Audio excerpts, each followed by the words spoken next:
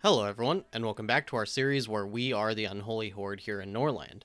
And as you can see, we are heading over to Vasno. We're nearly there, but they did manage to build up quite a bit of forces in the time it took us just to get from here to about here. So that is rather unfortunate. They're actually more powerful now than Yalma managed to get up to in the little bit that they were rebuilt. So that's rather unfortunate. Actually, we are probably going to potentially lose a decent amount here. Hopefully, we don't lose Doriel or Sediman. That would be quite tragic. It's showing the balance power is very strongly in our favor, which is true, but as we know, whenever there are towers, and there are, it looks like two of them, yes, as we know, whenever that's the case, it is never a guarantee that we win without losses. So hopefully we can manage to get over to this tower very quickly for Sediman, but as you can see, he walked very slow. And Doriel, if she can take out Steppenwolf quickly, looks like they have. Okay, now hopefully Doriel does not somehow die. She still has her armor, it looks like. So hopefully she's fine. I don't know why Sediman is cheering as though they've just won the fight. That is very strange. But yes, if we can take everything out quickly, which is kind of happening, but Doriel seems to have lost a lot on her squad, then, usually that ends up working out pretty well. But as we know, these towers just tend to do a ton of damage, and it is always a little worrisome to fight, 16 soldiers or something when they have these towers. So we did lose 4. Not as bad as it could have been, but we only get 380 gold out of it, and that is a little disappointing. Let's actually check now.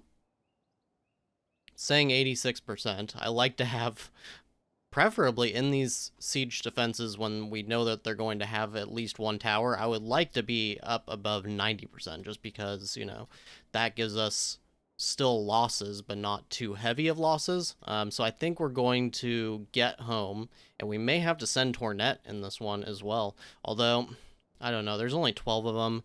Maybe we should just risk it. Yeah, let's just go ahead and risk it, because it's going to take them a whole day to get over there. It would take them a day to get home, and then 2 days to get over here. Yeah, it's just wasting a lot of time, and they'll probably rebuild even more in that time. So we're just going to go ahead and risk it. Now, as for the city, we are now over our capacity for resources, so I went ahead and I snoozed our iron mine here. And hopefully we can just kind of focus on things like the lumber mill and such like that. And of course, carrots are something that we really need as well. Luckily, Tornet is the one who's handling all of that. And I'm just going to go ahead, of course, because these are broken down, that's why they're not counting towards Doriel's things that she's managing, I think. Or well, actually, Tornet on this one, but Doriel for these ones. And then, of course, these are burnt down, so we are going to be repairing those. And otherwise, yeah, we are just kind of trying to get back to a stable position in the city. But, it's taken a little bit of time for sure, and we are still bleeding warriors because they get injured and we don't have enough medical salves, so that is a little bit of an issue. Okay, so now a bunch of fires broke out, and as you can see, some of our people are actually burning to death in trying to fight these fires. This is kind of maybe going to be a silver lining for us, though, because these alchemy labs got burnt, and now we can repair them instead of using the repair options for tools. So that may actually be good once we finally get the alchemy lab back. But as you can see, one of our vassals, probably the worst possible one, is going to try to rebel against us, and that is Sophia. So if we were to lose them, we would lose every single other one of our vassals as well, and that would be kind of like starting all the way back from square one. So not something we can really let happen. So we're going to get to Yalma, and then we're going to get back home, and we're going to need to definitely suppress this. And they have 35 soldiers, so it's not going to be exactly all that easy. We could try to improve our relations somehow, but we need to get it from 38 to minus 10, or minus 38 to minus 10. We could do something like a peace treaty, but for this particular playthrough, we are not really doing peace treaties if we can avoid it. So we need to find some other option, and it's going to be pretty difficult because we can't even spend time or do flesh wolf hunting. Let's see, is there anything else? No, this wouldn't work either. Okay. Of course, these are all grayed out because we're not home right now. I'm just trying to see. We could, yeah, we can't even do an offering to the king because we don't have medical salves. So yeah, I don't know if there's any way we can do this other than just fighting them. So that's what we're going to have to do. And what's this here? Lord is trying to leave. They are Tanea. Yeah, we're not going to take them. Okay, so we made it over to Yalma, and I'm not exactly sure what happened, but because of some reinforcements, it looks like for Faranuk going back home, I think is what's going on here. I think Tamia might have attacked Faranuk, potentially, and Yalma might have been involved in that attack as well, because now they are down to 4 soldiers, so this is going to be a little bit easier. It still says they have troops on towers, 5 of them, so I'm not really sure. Maybe something, let's see what's going on here. It looks like Trimos, and then yeah, it looks like it was just lying about how many soldiers there were, maybe, because that's still 9, 10 by my count, so that's the original. So this is still going to be pretty difficult for us. Let's hope that Trimos just dies pretty much immediately. Kinda. Okay. Alright, and yeah, see, he's cheering because Trimos died, so that's the reason, I guess, is, well, not died, but his squad was taken out, so that causes Sediment's squad to actually cheer as though they just won, even though there are still soldiers alive. So I don't know. I think that's something that the developers should change, of course, because there's no reason for them to be cheering when the battle is still going on. I also think that they shouldn't be bothering tying up prisoners when the battle is still going on either. I think that needs to be changed or tweaked or something, because it doesn't really make sense. You have enemies in front of you and you're worried about tying up some people who have already essentially been defeated. So either way, we managed to defeat that with only 1 loss. So that's pretty good. 263 more gold, it says. Yep, 643. So actually, we will be doing pretty good again on money. And we captured Trimos. Okay, so that is something. Hopefully, I don't remember what their... I think they were Caden. I want to say they were Caden. So probably... I mean, we'll probably take them, but not something that's going to be too totally useful for us. Now, as far as Kenna goes, they are just getting way more powerful. I think what we're going to do... I think we're going to turtle in for a while. Like I was talking about a few episodes back, we may want to just go ahead and rebuild our army and just focus on that and rebuilding things in our city. So that means if they settle more cities, maybe we'll try to take them out, but only if they don't have very many soldiers. But otherwise, we'll just kind of sit back at home and just basically build up our forces. We have enough money, we have enough pretty much everything, so we can just take out any bandits that are in our city, or in our province. We might take these ones out on the way home. I think that's fine. And otherwise, we'll just kind of sit back at home and, yeah, just speed things along. You guys won't have to see too much of what's going on, and we'll try to get up to maybe around 100 or so soldiers, and then we will be able to make bigger, bigger inroads with maybe Kenna, although I don't even think 100 soldiers would be enough to take care of them. We'll need minimum like 120.